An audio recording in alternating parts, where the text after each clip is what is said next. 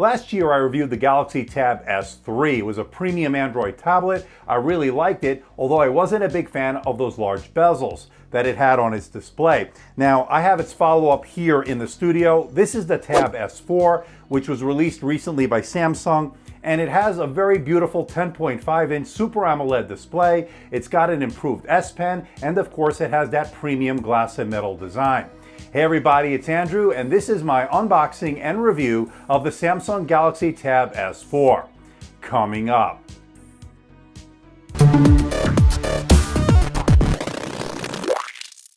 Want to see more videos like this? Why not hit that subscribe button and make sure you hit that notification icon? This way you'll be alerted every time I post a new video. And don't forget to check me out on my social media, especially Twitter, because that's where I post all the latest updates. And today's video is brought to you by AlexandraStylus.com, makers of some great replacement tips for your Surface Pen. I'll put all the links below for more information. Now, powering the Samsung Galaxy Tab S4 is the Qualcomm Snapdragon 835. It has 4 GB of RAM and either 64 or 256 GB of onboard storage, which is expandable via the microSD card slot. It's got a 7300 mAh battery, and it has a 10.5-inch Super AMOLED display, and of course it has the S Pen. We'll talk more about that in just a little bit. And it's not cheap, coming in at $650 for the 64 GB model, $750 for the 256 GB model. I'll put all the links below for more information and where you can buy one. And it comes in 2 different colors, black and gray. I chose the black. But enough with the specs, let's find out what you get inside the box. Let's open this sucker up. Opening the lid, you're greeted by the unit itself, and the first impressions you get with this tablet is that it's very high-end and very premium. With its glass and metal design, we'd expect nothing less from this Samsung Galaxy line. Now, also in the box are some included accessories. You get your tip remover tool and some extra tips for this. It's the S Pen, and this time around it actually feels like a really good pen. Feels like a regular size pen with a nice substantial weight to it. I like it. You get your USB-C cable and your adaptive fast charger. We've seen that before from Samsung. And you get some documentation and warranty information as well. Now, unfortunately, they don't include the book cover keyboard. That's $150 that you'll have to pay separate from the purchase of the tablet. And I think that's a bit unfortunate. I think they should have included it at that price point of $650. Unfortunately, you're not going to get it. You'll have to shell out that money if you want a productivity keyboard to use with this tablet. Now, there are 4 speakers on this, 2 on the top and 2 on the bottom. They're AKG branded, and they actually sound pretty good. We'll talk about that in a little bit. Now, good to see a 3.5mm headphone jack on this. No interference, no static with my testing, and of course the USB-C port. The buttons are metal, and the overall build quality is excellent. Good job, Samsung, in that department. Now, this is not a very heavy tablet at 482 grams, but it's certainly not light. It's a shade over 1 pound, and it's a pretty thin tablet, and it's also very portable, making it very convenient to carry with you to class or to meeting. Now, when you use the tablet with the keyboard, you can put it in something called DeX mode, which gives you a very desk-like or PC-like experience, and I thought it worked pretty well, allowing you to multitask with this tablet. And I think this is a pretty interesting idea, and I thought it works pretty well, but I think it has a lot of room for improvement. It wasn't actually perfect, but I like the ability to resize the windows, much like you can on Windows 10. You can move it around, and you can multitask. And I think that's the whole thing behind this, getting work done in this DeX mode. It's a pretty good start, and I think they can build on this and improve on it with future updates. So I like where they're going with this.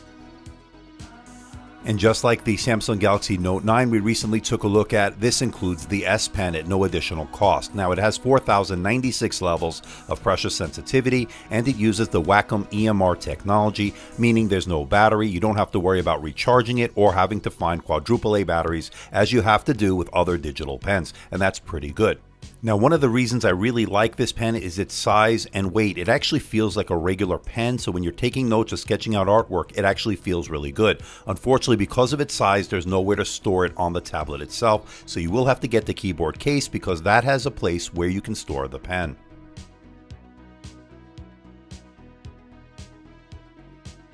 And speaking of digital pens, I want to take a moment to thank AlexandraStylus.com for sponsoring today's video.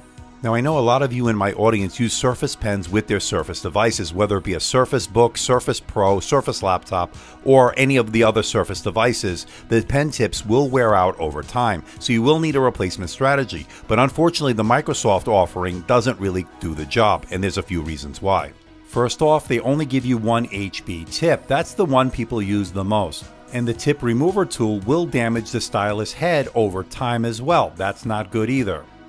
So I recommend going with the Alexandra pen tips, and I want to thank Alexandra for sponsoring today's video and providing a really nice third-party accessory for the Surface Pen. And one thing I really like about it is the fact they give you 3 HB tips. That's the one people use the most. That's the one people need.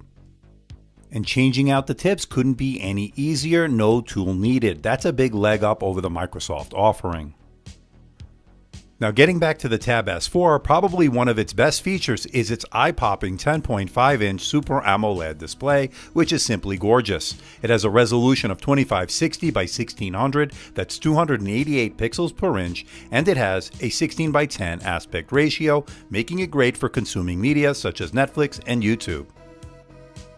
Now one of the things I really like is the fact that this has a very bright display at 465 nits, and here's how it did against its competition. As you can see, it just came up a little bit short of the iPad Pro's 478 nits, but it did much better than the category average of 443 nits, making it great for both indoor and outdoor use. And because it has that Super AMOLED display, you're going to get those very deep inky blacks and the very vibrant punchy colors. It's also HDR10 compliant, meaning that when you're watching HDR content, it really stands out. It is something special. Now it covers the color gamut extremely well with an eye-popping 220% sRGB, which is simply excellent. And as you can see, it buries its competition in this category. Now last year's Galaxy Tab S3 had some pretty unattractive thick bezels. Well, they've slimmed them down here on the Tab S4, although I think they could have gone a little bit slimmer. Now the reason they probably kept them a little bit thicker is to give you something to hold when you're using this as a tablet. I totally understand that, although I am more partial to having slimmer bezels. Although this is a step in the right direction, as when you compare it to last year's Tab S3, here they could have gone a little bit slimmer in my opinion. Now when it comes to performance, I wasn't disappointed, although they went with the Qualcomm Snapdragon 835, that's last year's flagship processor. Kind of wish they went with the Qualcomm Snapdragon 845, this year's flagship processor. Nonetheless, it does have 4 GB of RAM, and it does have some pretty good performance, as you can see from these results. You can game on high settings without any issues, and you can do some multitasking as demonstrated in the DeX mode earlier in this video. The bottom line is it does pretty good in terms of performance, not quite as good as the iPad Pro 10.5. That chip is a little bit faster, a little bit more tuned to the tablet experience, although this isn't a slouch by any means. Now, as I stated earlier, this has quad speakers, 2 on the top, 2 on the bottom, for really good stereo sound. They're AKG branded, and it has Dolby Atmos. Let's hear them in action to give you an example of just how they sound.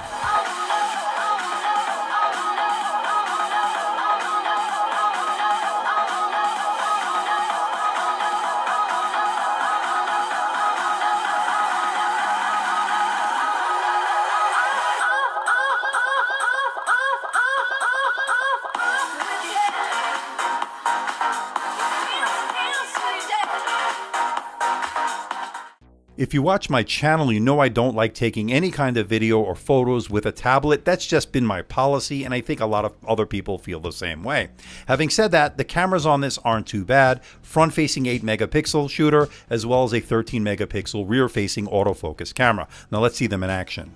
So this is the front-facing camera on the Samsung Galaxy Tab S4. It's actually pretty good for a tablet. I've seen worse, that's for sure. Definitely you can use it for Skype, you can do it for video conferencing. But again, I wouldn't be taking too many photos or videos in general with tablets. You know my policy on that. But if you need to do Skype, it can certainly get the job done. I want to know what you think. Let me know in that comment section below. Now the rear 13 megapixel autofocus camera on the back is not too bad. It's got an f1.9 aperture and it does give you a little bit of a blurred background, a bokeh effect, but it's certainly not great. And again, tablets in general are not going to be great, so I didn't have any high expectations. Having said that, I have seen worse and this isn't too bad for a tablet camera. Let me know what you think in that comment section below. So this is the 4K video on the Samsung Galaxy Tab S4, and as you can see, it is what it is. Again, at the end of the day, this is still a tablet. I wouldn't be taking too many photos or videos with a tablet. I think you know my stance on that by now. Let me know what you think about it in the comment section below.